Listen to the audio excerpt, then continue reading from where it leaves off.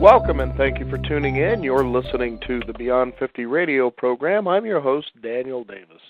Joining us here on the program today is someone that hopefully for all of us who are approaching middle life, figuring, well, we've done a whole bunch of different things, and we just have found that life hasn't really put us where we thought we really wanted to be.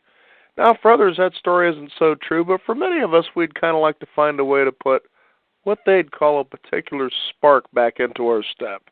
And I say this because sometimes we just find that perhaps when we get into a routine that, well, what else are we going to do? So we begin to lose our enthusiasm. So what is that special thing that can help us put that pep back into our step?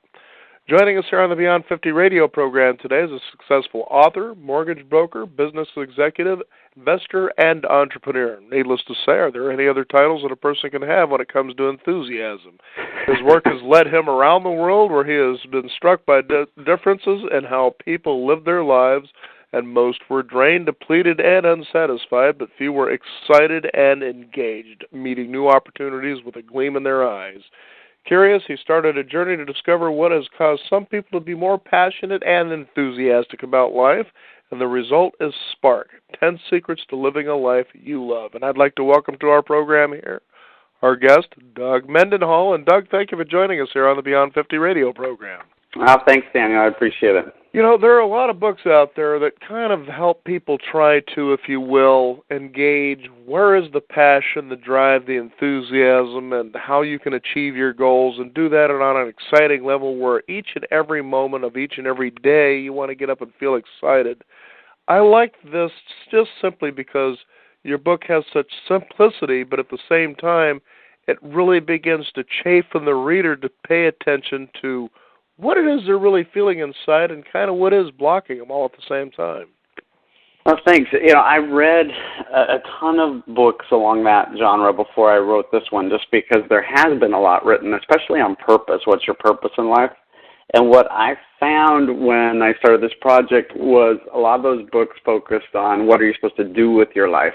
And when I interviewed people all over the world that still had a lot of spark as adults, it wasn't so much what are they doing with their life that gave them spark, it's who are they being in their life that gave them spark. And I think that was a key distinction I saw between what's been written. And so what I focused on a lot was how do you show up in life in a way that really gives you spark, and who are you, and how are you practicing that, and what are the keys to practicing that? And that's really what I zeroed in on. Now, what I really liked as I was reading Spark is especially your chapter on attitude. Now, we all know what attitude is, okay? It's the way you see or perceive life, for instance, the way you engage in it. But you really break this down. I mean, you don't mess around. And the thing is, it's not like it's, you know, a big, lengthy process that you describe in the book, but you really break this down. And you really can get a person to start questioning, you know, what is my attitude in life in the many different facets? How did you come up with that particular, I guess, paradigm, if you will? That's a great question. You know, one of the things that was so fascinating for me on this journey is I interviewed 120 people around the world who had great spark, and I ended up interviewing 300 people who had lost their spark as adults. And through that process, I started to see the consistencies in people that had great spark and those that didn't. And one of the big items that you mentioned was attitude, and the distinction between attitudes that promote spark and attitudes that don't. And so I tried to really distinguish, you know, replacement attitudes, if you will. What I've always said, you know, I coach my kids' basketball team, and one of the things we always go over is we're taught practice makes. And, you know, everybody always says, well, practice makes perfect is what we're taught. Right. So what I always promote is practice makes permanent. And in regards to attitude, most people have been practicing having a certain attitude their whole life, and that's become permanent. And they don't even notice that that's the attitude they walk around life with. And they don't notice that that attitude robs them of a way of being which promotes what I call spark. And so in that chapter, I really try to make the whole book simple, like you said, so that people really can distinguish, well, this really isn't a practice that supports me in the life I want. And the whole book is designed to say, here's a replacement practice you might consider. Mm-hmm. Yeah, it's interesting because it was just last night that I had watched the movie A Chorus Line. And interestingly enough, I think a lot of us, when you are at least by the age of 50, have probably at least heard the title, but it wasn't until I believe it was October of last year that I'd actually seen the performance live, and it was just a local troupe, nonprofit troupe that were performing it. And I was very reluctant, okay, let's go to another play, okay, yeah, I've heard of A Chorus Line. But I was just astounded. I mean, for some reason, this really grabbed me. And for those of you who really don't know what it is, it's just basically about people auditioning for a chorus line, but it really gets into their individual lives about who they are and why they're doing what they're doing.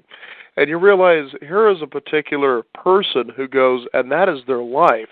And they go in audition after audition after audition, and pretty soon, in some cases, aging begins to settle in, and they've heard 1,000 no's and maybe one yes on a menial part. And you think, but what drives a person like that to continue? And you share a lot of great stories like that with people that some of them, grew up in great families of encouragement, and others, it wasn't so good, but what that special spark was inside of them that continued to drive them on their journey. And that's something that's very key about what your book talks about. Yeah, absolutely. I feel like, one of the things that I'm always advocating is that everything in your life is possibly up to you. And it's just a point of view. It's not necessarily true, but I feel like if you can take it on like you control everything, and, a lot of people would say, well, you don't control everything, and then absolutely they make a great case you don't. But if you play it like you control everything, it gives you choices in everything.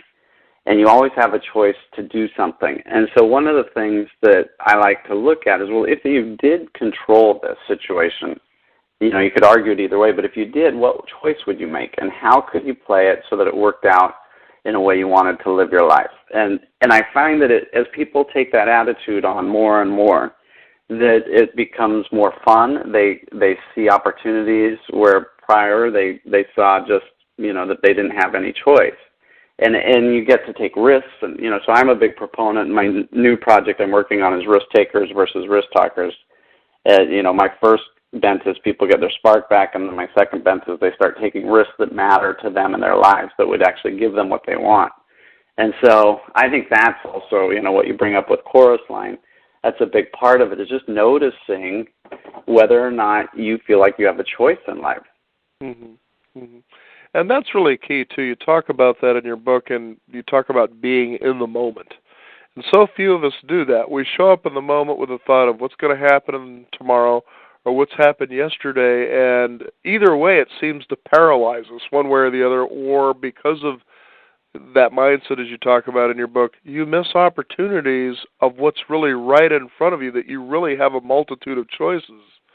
And you talk about how it's an interesting thing that people may lose their spark just based on that, I guess, attitude all by itself. Mhm.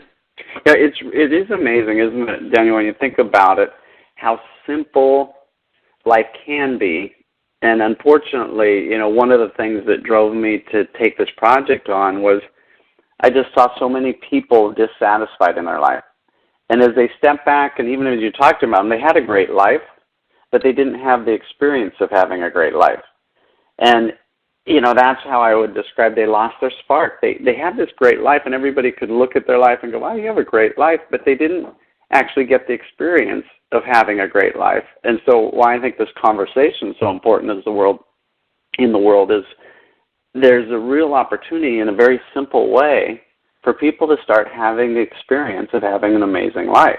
Mm-hmm. And I think, as you're talking about in the moment and missed opportunities, that's just a moment-by-moment choice over and over again that gives you that. And that's something that I really try to highlight in the book, is just taking advantage of those moment-by-moment choices that would actually give you a life that gives you the experience of a great life. Now, Doug, I have to ask you, because you share examples throughout each and every step of your chapters throughout the book. For instance, there's purpose. You talk about having a really good purpose. A lot of times I think it's true that perhaps we just don't know after living a full life of thinking we've got to survive, we've got to pay the mortgage, get the kids raised, keep them safe, pay the bills. You get into that routine, as you talked about earlier, and pretty soon you start losing that sense of who you are. And where did you, I guess my question is, come up with the stories that you have? Because it's one of those unique books to me that says, we're going to go out and find what seem to be average and ordinary people who are doing extraordinary things, you know, versus the typical genres you were talking about earlier that seem to quote and talk about the same people everybody seems to know about. You know, and that was one of the funnest parts of this then, is I just interviewed two people I knew that had a lot of spark as adults, and asked everybody I interviewed, I asked, who's the one person you know who has the most spark of anybody you know? And would you introduce me? And that's what was my process. And it ended up leading me all over the world. I interviewed, you know, an improv performer in Spain, a life flight pilot in Florida, a head of an orphanage in Mexico, you know, the assistant prime minister of Thailand, the head of Earth University in Costa Rica, somebody who was educating the wealthy on the dangers of wealth accumulation and separation of wealth. It just anybody and everybody who was referred to me as having a lot of spark, and they were all walks of life. And, you know, like you said, some of them nobody's ever heard of, but they just had a ton of spark. And what was so fun was their purpose in life, going back to what you're saying about purpose, their purpose in life was to be an incredible person first, more than it was to be an improv performer, more than it was to be a life flight pilot. And I find most people get caught up in purpose being, what am I supposed to do with my life first? And what I notice is people have a lot of spark. What's first for them is, who am I as a person in life first? And then I'll figure out what I'm going to do in life. And that just gives me a chance to practice who I am as a person. And then everything's exciting. And so what I found is so many people get caught up in, what am I supposed to do with my life? And once you get caught up in who am I going to be in life, whatever you're doing becomes exciting. And it doesn't matter so much.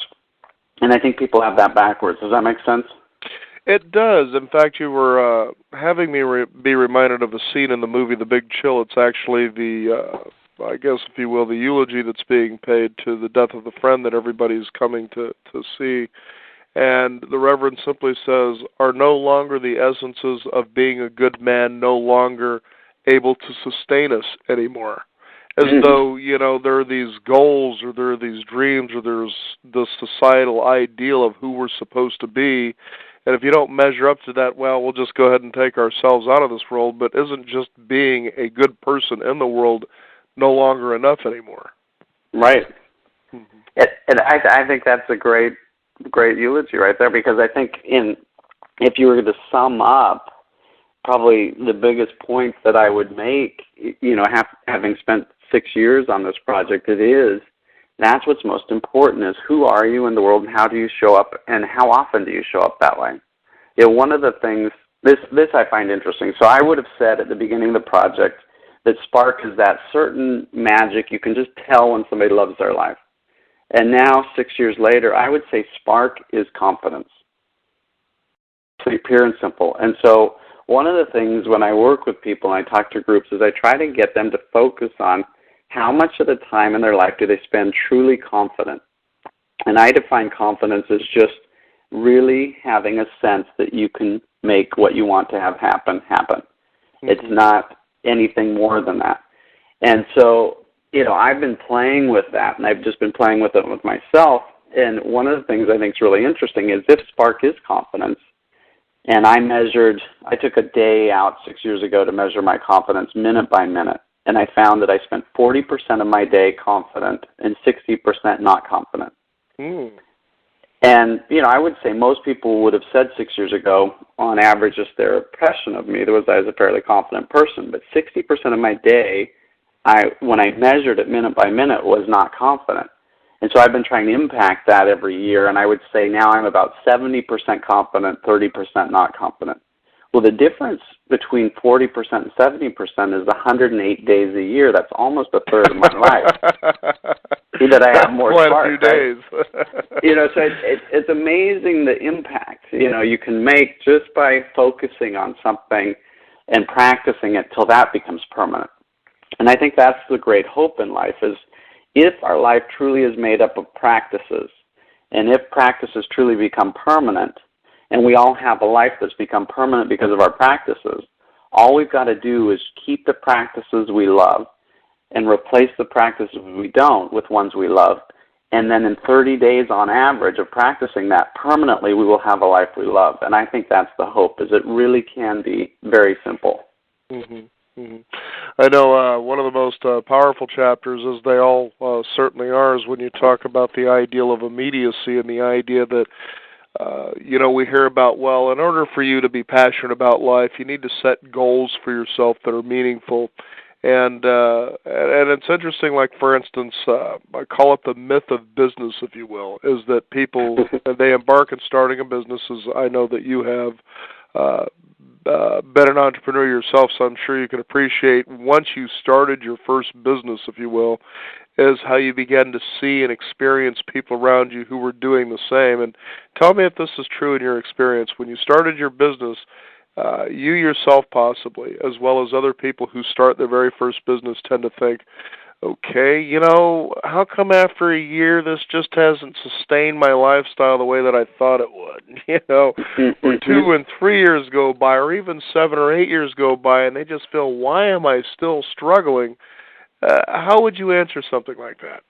I think it's a great observation. I think, it goes back to what we were talking about earlier, is most people have focused their life on what they're doing matters. So their whole purpose is focused on, what should I do with my life? And if that's your whole focus, pretty much anything that you do becomes boring after a while. It becomes routine. You've done it. So, in starting my own business, it's very exciting starting up a new business. I think I've started 6 businesses now. And there's a exciting period to it. But after a while, it becomes a business, just like any business. And if your whole focus is just on what you're doing, that's why a lot of people are serial entrepreneurs. It just becomes boring after a while. But what I noticed is if your focus is on who you're being, that never gets boring, because you always get the experience of showing up and making a difference just by who you are. And then whatever you're doing is just a chance to practice that. And I think that's best highlighted by kids. Like if I look at kids young enough and they go swing on a swing set, they can swing with the same friend day after day on the same swing set over and over again, and they love it. But if you and I are most adults, Daniel, and you and I swung on the swing set yesterday, and I say, hey, Daniel, you want to go swing on the swing set today? You'd be like, we just did that. Right. And I think that kind of highlights what you're talking about, is when our whole focus is on what we just did, then we have to keep doing new things to get excitement out of life. And we have to we're on this treadmill. And when our focus on who we're being, the kids are focused on who they get to be when they're swinging with that same friend on the same swing set. It isn't about swinging. It's about, who do I get to be when I'm swinging? Mm-hmm. And they're that magic kid, swinging and loving their life and having fun and laughing and joking around and running around the swing set. And that's what it's about for them. But if we're like most adults, it's about swinging. Mm-hmm. It's interesting, Doug, because there are about 1,000 or more quotes out there that inspire us to move forward, especially when things get difficult. One of them that I'd like, if you could, to address is, begin with the end in mind, because as you read through the pages of Spark, I don't know if the end is all that important. So let's talk about that for a minute. I agree with you. It's like, there's a lot of quotes out there that I think, just like there's a lot of practices out there that lead us down a road that I would say does not promote spark, that does not give you a life you love. And I think begin with the end in mind is one of those. I would say, really the day-by-day journey of it all is, if you can focus on that, that's what gives you spark. It's like there is no hurry to life. There's no point you need to reach. And, this came up with the 300 people that had lost their spark, is most every one of them had a goal. And it was over here, and they were here, and they worked on that goal. And most of them met their goals, and they get to their goal. But while they were getting to their goal, they were unsatisfied. Then they got their goal, and guess how long they spent satisfied? Not very long, I would imagine. Not very long. And then they set a new goal. And then they were dissatisfied until they got there. And then they eventually got that when they were satisfied. And what I found was most of these 300 people spent 98% of their life dissatisfied and 2% satisfied. Mm-hmm. And it was because they were so focused on the end, like you're saying, that the only joy they got was when they got to that end. And then they set a new end. And I thought, wow, what a shame, because they missed out on all this great stuff that was occurring while they were getting to that goal. Mm-hmm.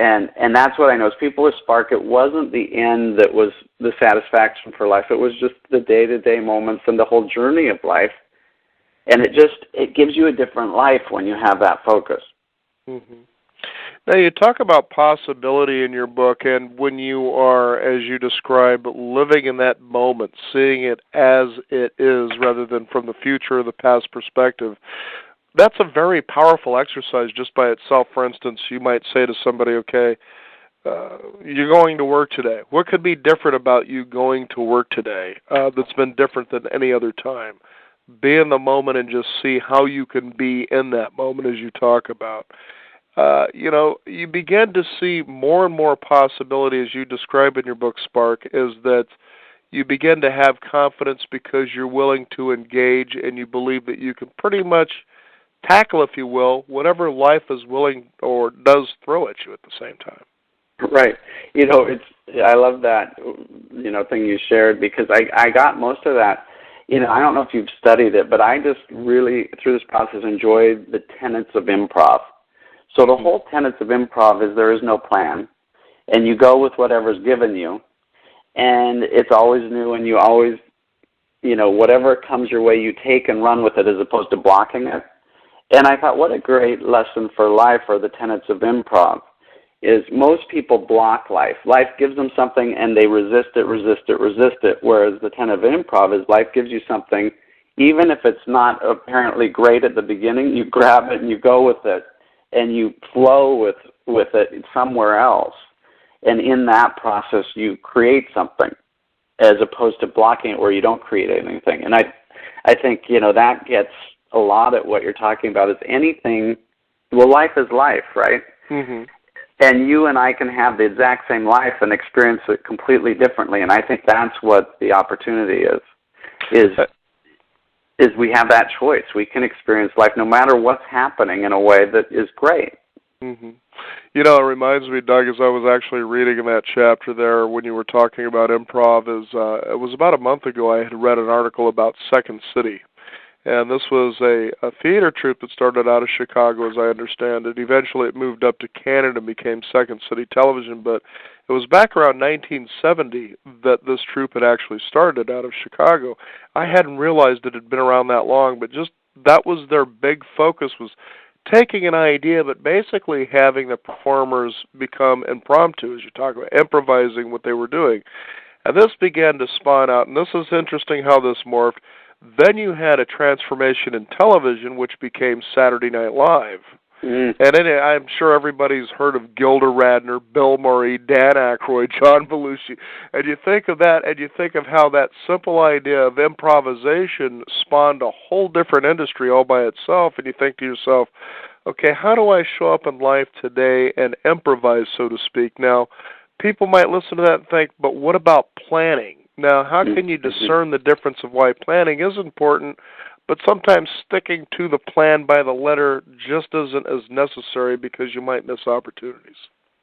Well, that's always the wrestle of any business, right? Is how much do you plan and how much do you take advantage of opportunities? How much do you drive what happens versus embrace what is happening, right? It's always that, I guess, balance, trying to find out what the right balance is. And I think it's in life, I don't know what the perfect answer is, but I do think there is a balance between having some kind of plan and also just embracing what's happening and going with it. And, I think improv's great if you find yourself unbalanced in that you always are a planner and all you do is plan. The tenets of improv can bring in that other component to give you balance on embracing what happens and going with that.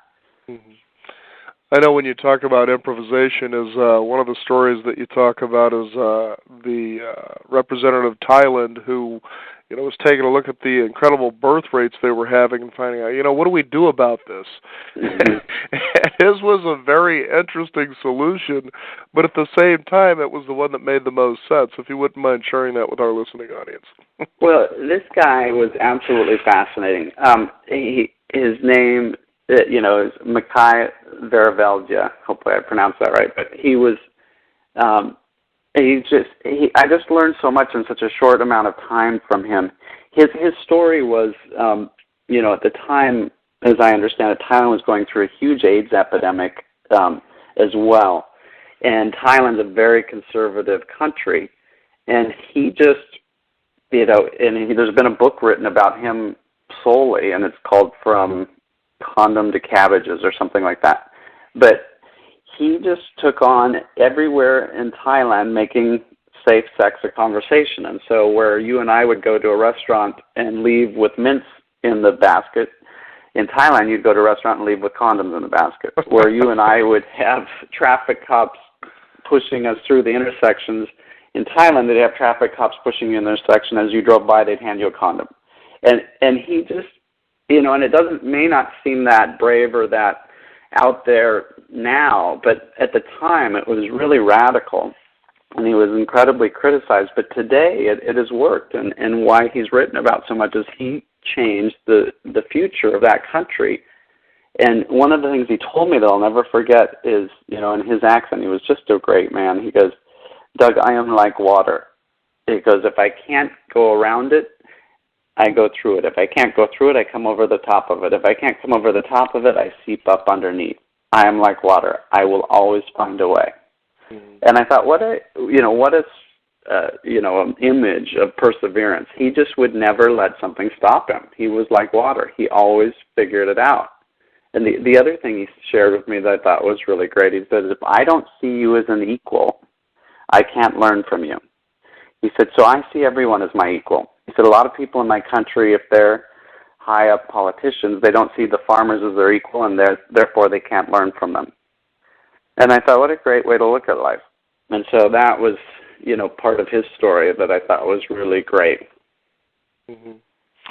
And what I really like for the listening audience out there, we're talking with author Doug Mendenhall in his book, Spark, 10 Secrets to Living a Life You Love. But mainly what it really means is 10 secrets to getting your life back to where it's exciting again, to realize that you have purpose just like we all do here. And, it's interesting because as we were talking about planning and improvisation and how, we go out and we set out and there's a goal and we don't seem to achieve it the way we thought we wanted it to be, that a lot of people just kind of give up or, they just kind of stop trying or they just play it safe. But yet we've become so inspired by those people who seem to always persevere. I mean, there's a whole industry, even in movies that help, inspire people. This person beat all odds, it seems to speak. And it's not true. I think it's just a person just showed up. Right. I think we make these things seem like they're so much more out of our reach when, like as we're talking, I think this is so simple. And, what I might add to what you said, Daniel, is what I saw is a lot of people live life waiting. Mm-hmm. They're not even that they've given up. They're waiting. Like I've talked to people who are 28 years old who are like, I can't wait till I retire, and then I'll have the life I want. And I'm like, well, there might be 40 more years before that happens.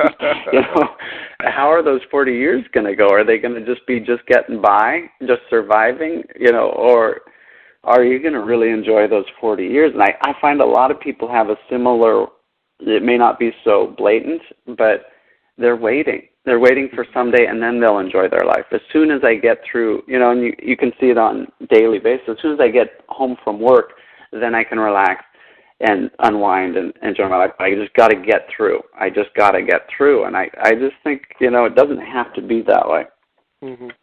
Now, Doug, as this book has been out, and what kind of feedback have you received from people Because, again, like you were saying, there sure is a lot of books out there on the genre of being able to get oneself motivated, self-help, whatever the case is.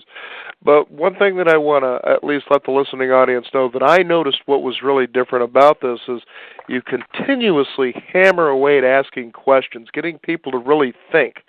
And I think that's really so important when you want to really be in the moment, is showing up and not having an opinion about how something is, but to ask the question, how am I in this situation, and what would I like to see or sense or experience that's different, getting back to who I really am in this particular moment. No, it's a great, I love that. I would say the feedback I've gotten on this book, and really how I tried to write it, because I read a lot, and I've read a lot of books, and there's some books that I think are just absolutely brilliant, but they're so difficult to get through.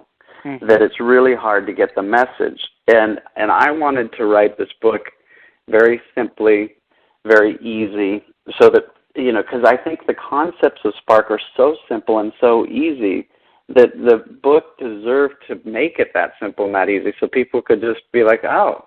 And so I think, the feedback I get from this book, from people who read the book, is, wow, that was really easy. I think I've made this a lot more difficult than it needs to be. I really get this simply. There's really no difficulty in understanding what I share in the book. I think people are like, oh, that makes sense. Yeah, I get that. But I think what, I learned from somebody a long time ago, the definition of understanding something isn't that you can spit it back, but that you actually live it. And so I wanted this book to be so simple that people could get in the practice of living these practices, and then that would be really that they understand it. It isn't that they can conceptualize the ideas. It's that they can actually put this into practice and live it and get the experience again of having an amazing life. Mm-hmm. And an amazing life is very individualistic. A lot of people think about amazing, and especially in today's downturned economy, they think that, an amazing life is somebody who has wealth and abundance, which gives them the freedom to be and do the things that they want to be and do. But as you talk about in your book, that's one of those very first of many questions you can ask yourself. If I had this, what would I be doing? And you even hear the question asked, for instance, perhaps in the book Think and Grow Rich. If I had $1 million, what would I do differently than I'm doing now? But really, you can do those things now, whether you have money or not. Right. And what you'll find if you interview a lot of people who are really wealthy is their satisfaction level in life is no different than people who don't. That's what's so dangerous about the thought that money is going to materially alter your experience in life, is it doesn't seem to. If you interview people across all, wealth categories, nobody's more satisfied with their life than another group. That's why I think the conversation of Spark is so important, is that it isn't about what people think it's about. What I found, why I think this conversation is so important, is all 300 people I'd interviewed that said they'd lost their spark knew why they'd lost their spark, which is kind of ironic, right? Mm-hmm. And what they found was, after we worked together for 7 months, is the reasons they knew why they'd lost their spark weren't the reasons they'd lost their spark. And that's why I think this is so important, is everybody who's lost their spark really knows why they've lost their spark, and it's not why they lost their spark. And I think that's why we got to keep this conversation going in the world. That's why there's such a lack, what I would say is there's such a lack of confidence in the world. People are walking around, not confident that they can create their life exactly how they want it to go. And I think it's a very simple correction that can be made. And if we could have, like I've always thought, what if we had a whole city that was just full of confident people? What would it be like to live there? Mm-hmm. Where people were friendly and they didn't have to be right about stuff. Because, I think that all comes when you're really confident. You don't have to prove your point. You don't have to, make somebody understand you. You just lose a lot of things that happen in the world today, and I really think it could make it, just a substantial difference in how the world goes. I know there was a really interesting perspective that, as you describe, a woman who has cancer, and how she was seeing life each and every day for what it was, which was a miraculous gift. Yet others, like her parents, for instance, friends, even close family relatives, were all kind of having that, geez, I wish the cancer would go away, but she actually felt very thankful.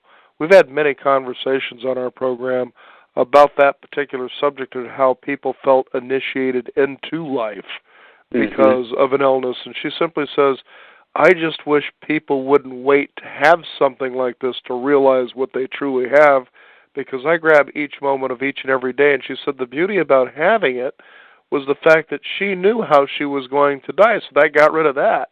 So now how am I going to live? And she was just the most amazing woman, and she really had a ton of spark. And it really did hit me as well when I interviewed her and she shared that with me, is that how everybody else in her life was just hoping and saying, let's focus all of our time on getting rid of the cancer. And she was like, no, I don't want to do that. And at first it took me a minute to kind of adjust to that. And I was like, I get it. And she really had a great life for how long she was here. And she has since passed,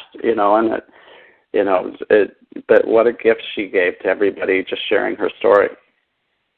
Now, you have a really interesting way that you've taken your life where you're, as I understand it, you're a vice president of what's called Capgemini, which is a global consulting firm, which helps businesses to improve. Now, it must be kind of fun to go out each and every day and not necessarily troubleshoot, but just kind of take a look at a situation and say, well, let's take a look at this possibility here. And what's interesting about that is, and I'm sure you probably may have felt like many of us do before we start our own business where we're working for someone else, well, people who start or own their own businesses, there's something they know that I don't, or they're smarter than I am. But I'm sure you probably realized as you've engaged in this process, it's like, those people out there aren't any smarter than I am, and I'm just as creative.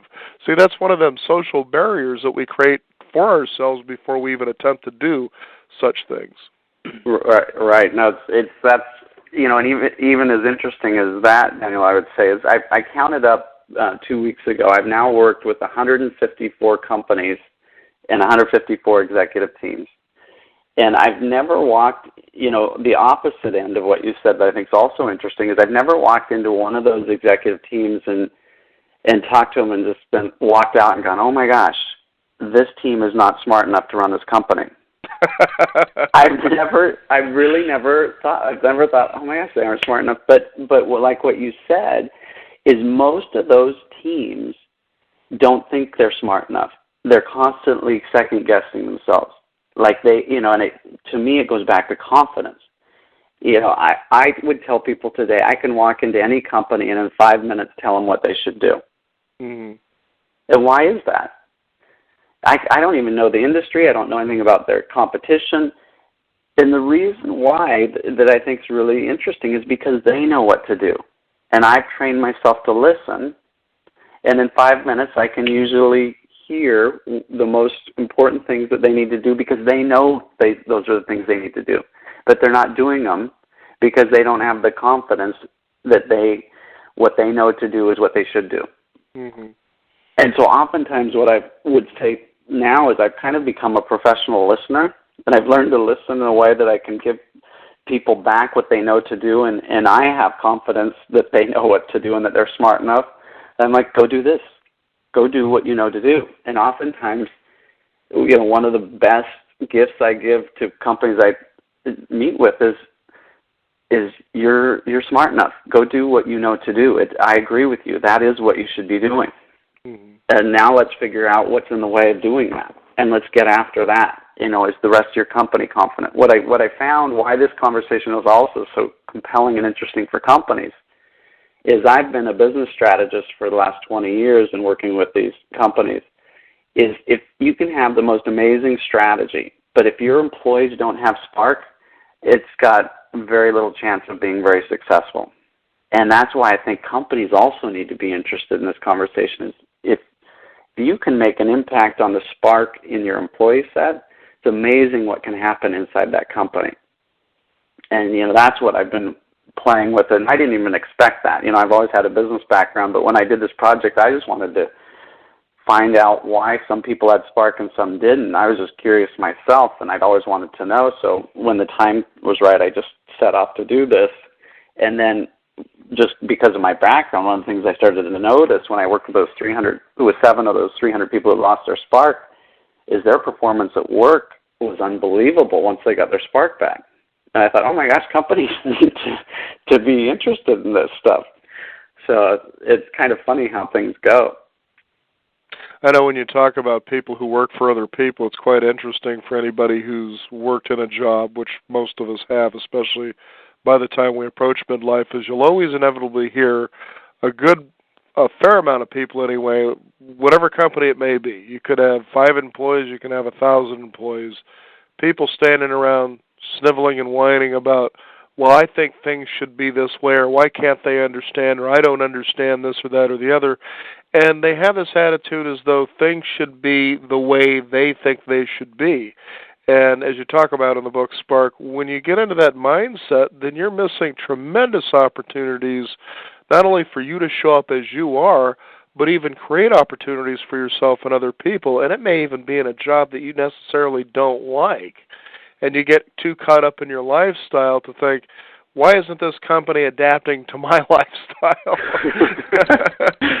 My attitude is, if that's how you really feel, I mean, if you're that unsatisfied, quit signing the check. Right. No, it is amazing, I've always been more interested in people than anything when I've been out there. And one of the things that was really interesting to me is, of those 300 people that had lost their spark, I worked with 7 of them. And all 7 of them in the pre-interview before we got started listed their job as one of the main reasons why they'd lost their spark. Wow. All 7 of them. And I thought, well, this is going to be interesting. And after 7 months, all 7 of them loved their job. And, I don't think they necessarily realized that it was going on, but when I showed them their pre-interview 7 months later, they were shocked at what they wrote down, and they couldn't believe that they'd listed their job. They forgot that that's what they thought back then.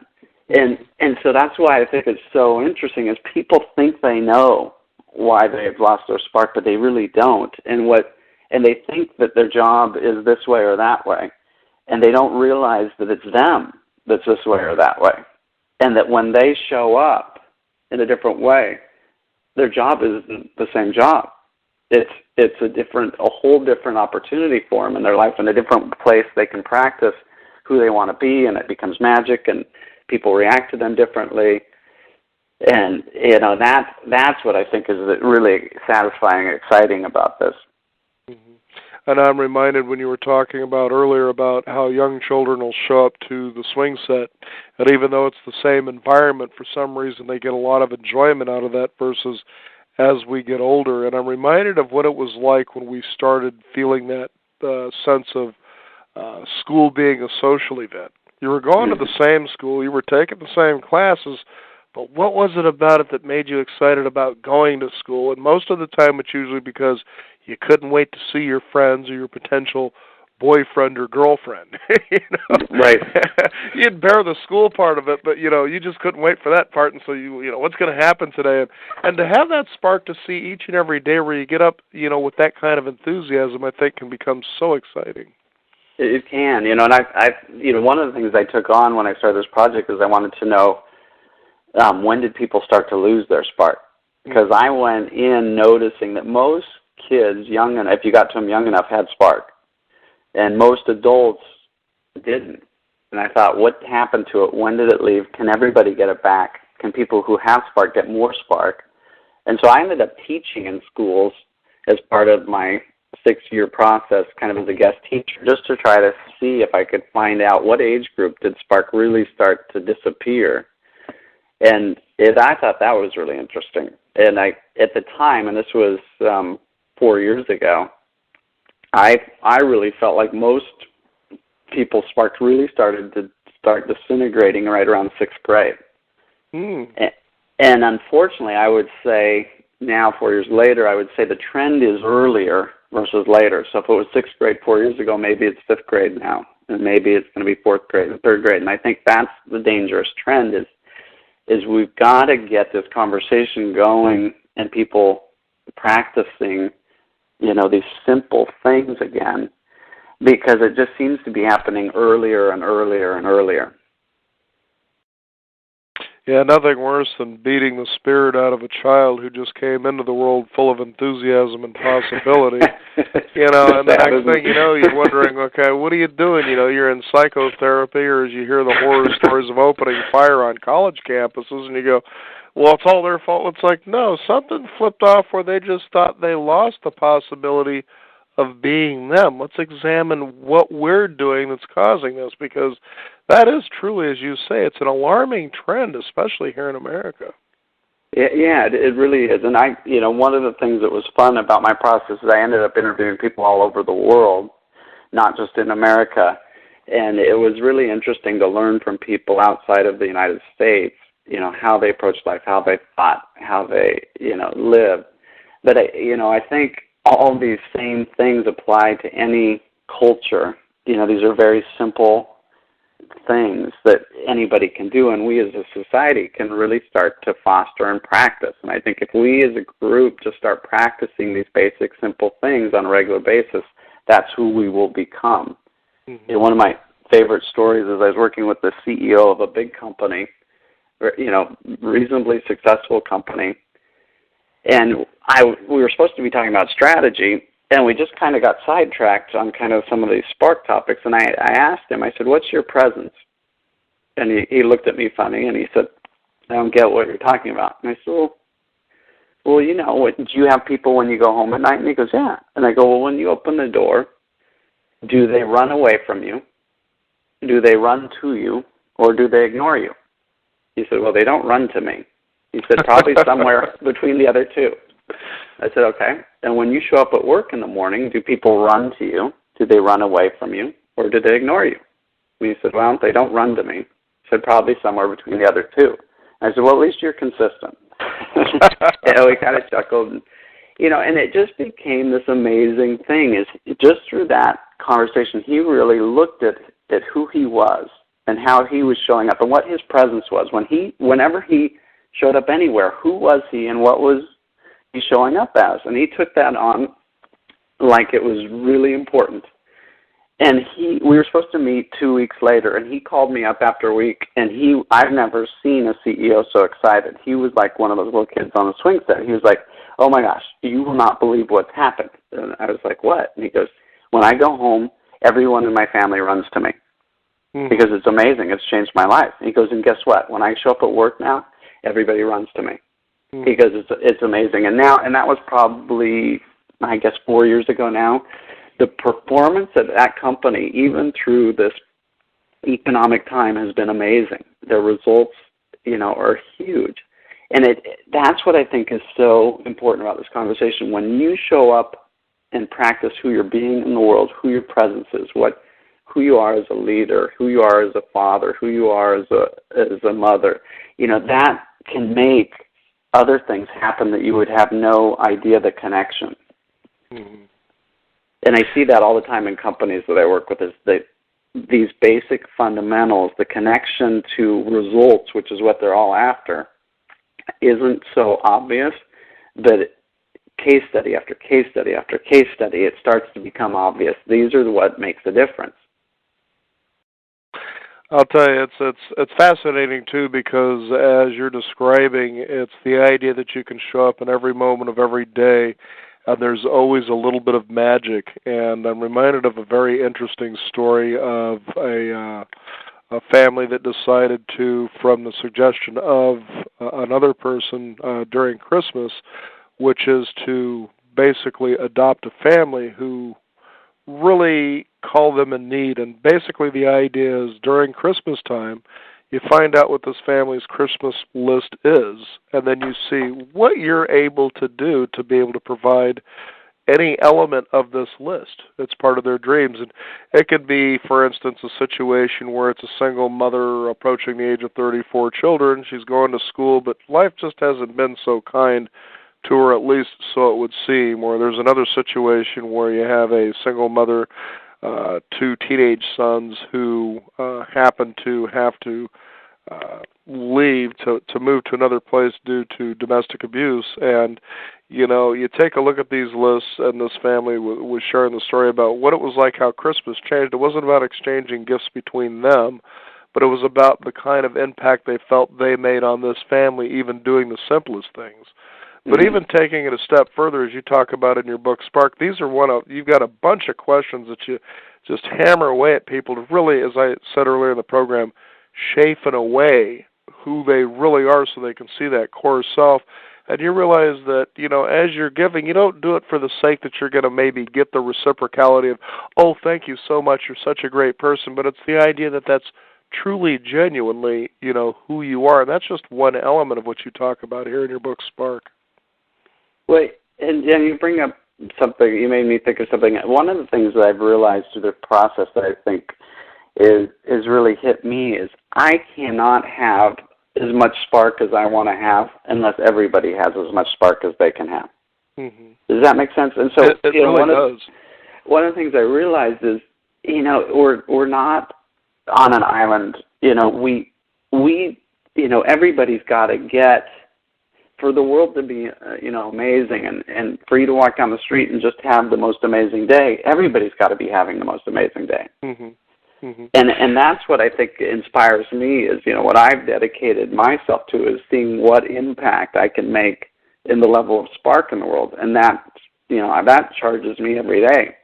Mm-hmm. And it's more about who I'm being than what I'm doing. I can do anything to do that, right? I can be on this radio program. I can just be coaching my kids' basketball team. I can be working with a company. I can be starting a company. I can be going into the bank to deposit, a check. I can be going to the video store to run a video. It doesn't matter what I'm doing, and I can make an impact. Mm-hmm.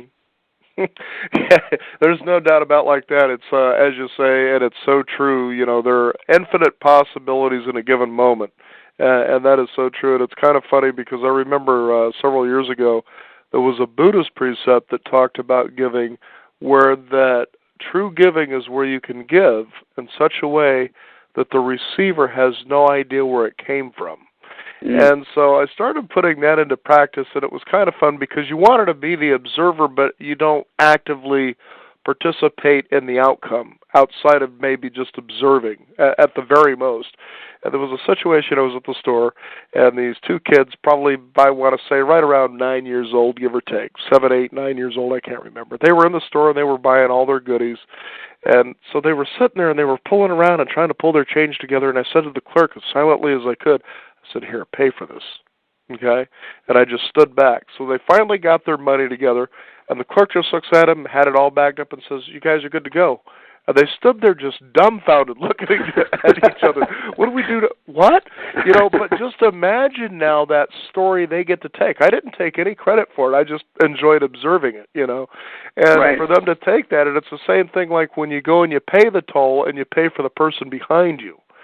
They have no idea, and it's just to perpetuate something like that. And the ripple effect of something like that in a moment is just incredible.